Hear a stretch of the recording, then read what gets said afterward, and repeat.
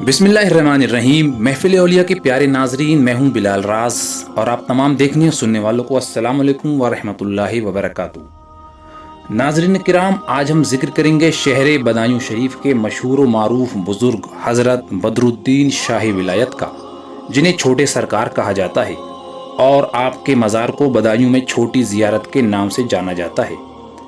हज़रत छोटे सरकार शहर बदायूं के जलीलुल कद्र बुजुर्ग हैं। आप मशाहिर सूफिया और अकाबिर औलिया में हैं। आप बदायूं शरीफ के शाही विलायत हैं। आपका असल नाम शेख अबू बकर है। आपको बदरुद्दीन खिताब बारी ताला की जानिब से मिला था और मुए ताब का खिताब बारगाह रिसालत से हासिल हुआ था।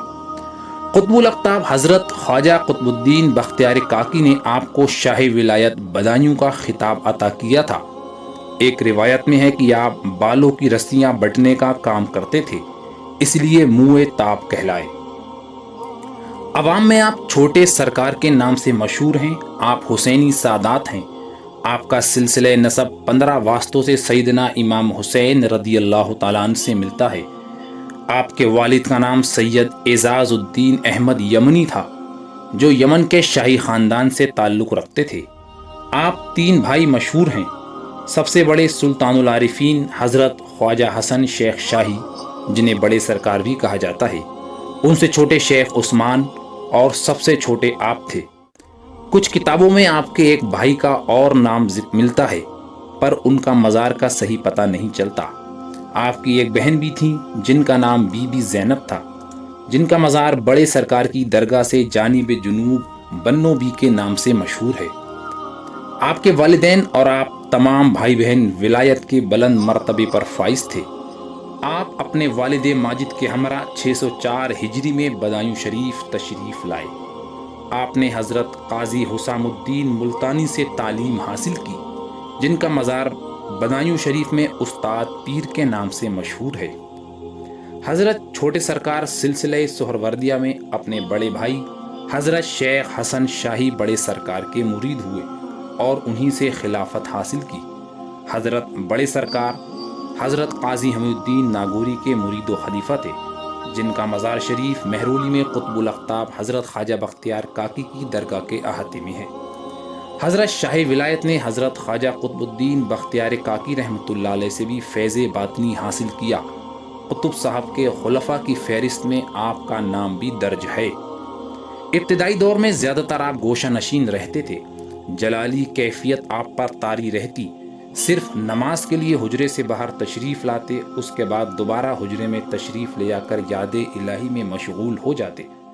हज़रत उस्मान, जो आपके मंजले भाई थे, उनकी ख्वाहिश थी कि सुल्तानुल आरिफीन के बाद बदायूं की विलायत मुझे मिले। इसका इजहार एक बार शेख शाही के हुजूर किया तो आपने फरमाया कि बदायूं की विलायत बदरुद्दीन की किस्मत में है और तुमको मेरे पहलू में जगह मिलेगी।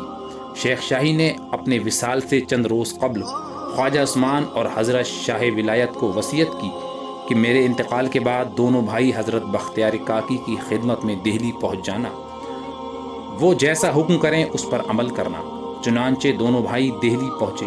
कुतुबुल अख्ताब ने दूर से देखते ही फरमाया, आओ बदरुद्दीन शाही विलायत बदायूं, और ख्वाजा उस्मान से कहा कि तुम अपने भाई के कहने पर अमल करो, तुम्हें उनके पहलू में जगह मिलेगी। उसी दिन से आप शाही विलायत के मनसबे जलीला पर फाइज होकर खिदमत खल्क में मसरूफ़ हो गए। आप साहिब अज़मत विलायत, पुरजलाल, साहिब वजदुहाल औलियाए किबार में से थे। 58 साल मसनद सजादगी पर जलवा अफरोज़ होकर रुश्द व हिदायत का सिलसिला जारी रखा। मकाम महबूबियत पर फाइज थे। तन्हाई पसंद करते थे, कभी किसी के नजराने कबूल नहीं करते थे। मामूली ग़िज़ा इस्तेमाल करते, चिल्लाकशी और इबादत और रियाजत में अक्सर मशगूल रहते। कई रोज़ तक खाने की बिल्कुल फ़िक्र न करते। आप अक्सर बदायूं के सबसे कदीम शहीद बुज़ुर्ग हज़रत मीरा जी मुल्हिम शहीद के मज़ार की ज़ियारत को तशरीफ़ ले जाते। मज़ार जाते वक्त दूर से ही नंगे पैर हो जाते और फरमाते थे कि यहाँ बेशुमार शोहदा दफन हैं, कहीं मेरी नालैन किसी की कब्र पर न पड़ जाए। एक मरतबा जामा मस्जिद शमसी में आप एतिकाफ़ में थे। 3 दिन से कुछ ना खाया था। चौथे रोज़ बाहर निकलना चाहते थे कि गैब से आवाज़ आई, बदरुद्दीन, एक रोटी के लिए हमारी सोहबत से अलहदा होना चाहते हो? یہ سن کر آپ نے قدم اندر کھینچ لیا اور یاد الہی میں مشغول ہو گئے۔ کچھ دیر بعد ایک نورانی شکل کے بزرگ کھانا لے کر آئے اور آپ کے سامنے پیش کیا۔ آپ نے خدا کا شکر ادا کیا اور اس کھانے کو تناول فرمایا۔ اس کے بعد سے آپ بدر الدین مشہور ہو گئے۔ وہ بزرگ غالباً حضرت خضر علیہ السلام تھے۔ آپ نے شادی نہیں کی تھی، اس لیے کوئی اولاد نسبی آپ کی نہیں تھی۔ البتہ مولانا فخر الدین کو مثل اپنی اولاد کے پالا تھا اور ان کو بیٹا کہتے تھے۔ ان کو مجاہدات کرا کر کامل بنا دیا تھا اور خلافت سے سرفراز فرمایا تھا۔ مولانا فخر الدین فرماتے ہیں کہ ایک بار رات کے وقت میں پانی دینے کی غرض سے حضرت کے حجرے میں داخل ہوا تو دیکھتا ہوں کہ حضرت کا پلنگ خالی ہے۔ ادھر ادھر ڈھونڈا مگر کہیں نہ پایا۔ بڑی فکر ہوئی کہ حضرت کدھر گئے، سخت پریشان ہوا کیونکہ ایسا واقعہ پہلی بار ہوا تھا۔ اسی عالم میں حجرے سے باہر آیا ہی تھا کہ پیچھے سے آواز آئی کہ فخر الدین پانی کا کوزہ دے جاؤ۔ میں واپس پلٹا تو دیکھا آپ حجرے میں موجود ہیں۔ مجھ کو حیران دیکھ کر آپ مسکرائے اور فرمایا کہ گھبراؤ نہیں، میں صحیح سلامت ہوں۔ مکہ شریف غار ہرا میں عبادت کرنے گیا تھا۔ آج کی رات وہاں عبادت کرنے کا بہت ثواب ہے، مگر میری حیات تک یہ واقعہ کسی کو نہ بتانا۔ کرامت آپ کی بے شمار ہیں جن کا بیان اس چھوٹی ویڈیو میں ممکن نہیں۔ آپ کے دربار میں حاجت مندوں کا ہجوم لگا رہتا تھا۔ ہیبت و جلال کا یہ عالم تھا کہ بڑے بڑے اولیاء اور عظیم المرتبت مشائخ آپ کے سامنے سر نیچا کیے بیٹھے رہتے تھے۔ جب تک آپ خود کسی کو مخاطب نہ کرتے، کسی کی مجال نہ تھی کہ وہ آپ کے سامنے زبان کھولتا۔ آپ قطب الاقطاب حضرت خواجہ بختیار کاکی کی خدمت میں اکثر حاضر ہو کر اکتساب فیض کرتے تھے۔ ان کی نسبت سے آپ کو سلسلہ چشتیہ کا فیضان بھی حاصل ہوا۔ محفل سما کے وقت آپ پر وجد و حال اور بے قراری کی کیفیت طاری ہو جاتی تھی۔ حضرت خواجہ نظام الدین اولیاء محبوب الہی نے بچپن میں آپ کا دیدار کیا تھا۔ آپ اکثر اپنی مجلس میں شاہ ولایت صاحب کا ذکر کرتے رہتے تھے۔ شیخ جہانگیر سیاح جو اپنے وقت کے بلند پایا ولی تھے اور جو بے شمار ولیوں کی ولایت چھین چکے تھے، ایک بار آپ کی ولایت سلب کرنے بدایوں آئے تھے، لیکن آپ کی روحانیت و جلال کی باعث اپنی جان گنوا بیٹھے۔ وہ واقعہ ہم اس سے پیشتر ایک ویڈیو میں بیان کر چکے ہیں۔ ڈسکرپشن میں اس کا لنک موجود ہے، وہاں سے آپ وہ ویڈیو دیکھ سکتے ہیں۔ رمضان کی 20 تاریخ کو آپ کی طبیعت ناساز ہوئی۔ بعد نماز فجر آپ نے اپنے روحانی بیٹے حضرت مولانا فخر الدین کو بلا کر فرمایا کہ اس مرتبہ ہمیں جامع مسجد میں اعتکاف نصیب نہ ہوگا۔ جس قدر غلہ وغیرہ جمع ہے سب کا آٹا پسوا لو، تمہارے یہاں فقراء اور قلندر آنے والے ہیں، ان کی خوب خاطر و تواضع کرنا اور میرے وصال کے بعد میری قبر کی حفاظت کرنا۔ تم فارغ البال رہو گے، تمہیں کسی کے سامنے ہاتھ پھیلانے کی ضرورت نہیں رہے گی۔ اس کے علاوہ آپ نے مولانا فخر الدین کو اور بھی دعاؤں سے نوازا۔ انہی مولانا فخر الدین کی اولاد آج تک حضرت شاہ ولایت کے مزار کی حفاظت اور خدمت کر رہی ہے، جن کو پیر زادگان کہتے ہیں۔ 21-22 رمضان 690 ہجری کی درمیانی شب میں عشاء کی نماز کے فرض ادا کرتے ہوئے چوتھی رکعت کے دوسرے سجدے میں آپ نے وصال فرمایا۔ 22 رمضان کو بروز جمعہ دفن کیے گئے۔ آپ کی نماز جنازہ میں بے شمار اولیاء، مشائخ، قلندر، مجذوب، علماء، فقراء، عمراء، غرباء سب ہی شریک تھے۔ عیدگاہ شمسی کے پیچھے ایک شاندار درگاہ کے اندر آپ کا مزار مرجع خلائق ہے، جس کو چھوٹی زیارت کہتے ہیں۔ درگاہ کے اندر کافی مزارات ہیں۔ حجرے کے اندر جانب جنوب مولانا سراج الدین ترمذی کا مزار ہے، جو سلسلہ جنیدیہ کے بزرگ ہیں۔ آپ لاہور سے بنایوں تشریف لائے تھے۔ آپ کا وصال شاہی ولایت سے بھی پہلے ہوا تھا۔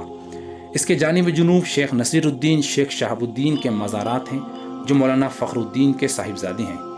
جانب جنوب گوشہ شرق میں حضرت اعظم سہروردی کا مزار ہے۔ درگاہ کے باہر قبرستان میں چاروں طرف بے شمار اولیاء اللہ کے مزارات ہیں۔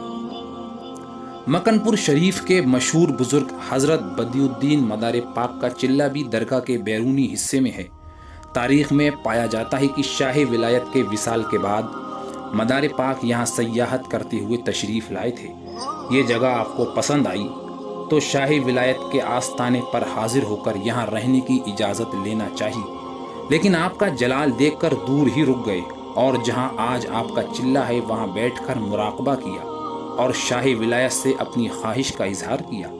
شاہی ولایت کی جانب سے حکم ہوا کہ بدی الدین مدار آپ کی آرام گاہ حضرت صلی اللہ علیہ وسلم نے مکن پور تجویز فرمائی ہے، آپ کو وہیں جانا چاہیے۔ بیان کیا جاتا ہے کہ حضرت مدار پاک نے اسی وقت مراقبے سے سر اٹھایا اور مکن پور کی جانب روانہ ہو گئے۔ مزار آپ کا عیدگاہ شمسی کے پیچھے فیض و روحانیت کا سر چشمہ ہے۔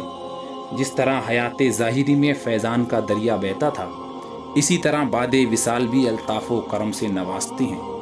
بظاہر آپ نگاہوں سے اوجھل ہیں، مگر دست حمایت جناب کا دستگیری خلق میں آسمان سے زیادہ بلند ہے۔ باد وصال بھی بہت سے اکابر اولیاء نے آپ سے براہ راست فیض حاصل کیا اور بطریق اویسیہ مرید ہو کر خلافت تک حاصل کی۔ اولیاء اللہ کے ساتھ ساتھ بڑے بڑے بادشاہ شاہان وقت آپ کے دربار میں غلامانہ حاضر ہوئے ہیں۔ سلطان فیروز الدین تغلق آپ سے بہت عقیدت رکھتا تھا۔ 772 ہجری میں جب وہ بدایوں آیا تو آپ کے آستانے پر حاضر ہوا۔ 3 گاؤں کی اراضی درگاہ کے لیے وقف کی۔